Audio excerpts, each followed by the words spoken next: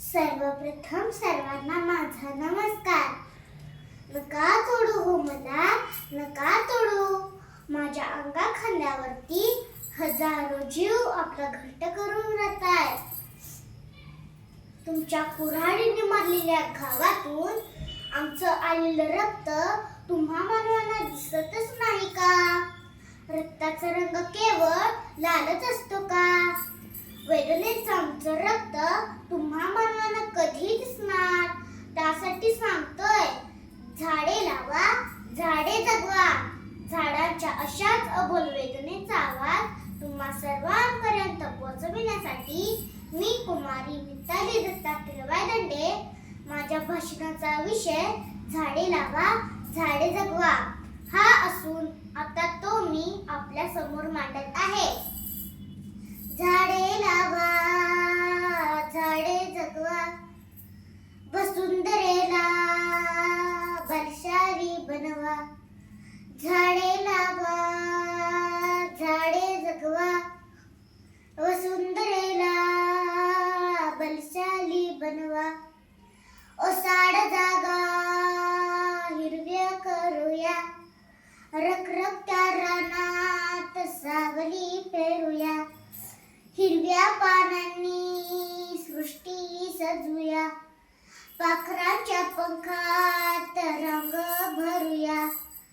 पावसाचं पाणी, पक्ष्यांची गाणी, धुंद सुगंध मातीच्या कपाळी. मेघांच्या ओंजळी, आसमंत उजळी, नदीच्या ओठी हास्य फुलवूया. झाडे लावा, झाडे जगवा, वसुंधरेला बरशाली बनवा. झाडे लावा, झाडे जगवा, वसुंधरेला बलशाली बनवा. होय, खरंच मित्रांनो, झाड हे केवळ एक झाडच नसते. झाड असते एक समृद्ध संस्कृती. माणूस आणि झाड यांचं खूप प्राचीन नातं आहे. अबोल मित्र जीवांचे गुपित निशब्द बोलती, सळसळ पानांची ऐकून शब्द स्तब्ध होती. वेदना दुष्काळाच्या नाही सरल्या अजून, पाऊस येईना कसं सांगावे समजावून. या वृक्षांच्या फांदीवरती पाने एवली एवलीशी, फुला मुलांची सृष्टी सुंदर चिमणी सांगे चिमण्याशी.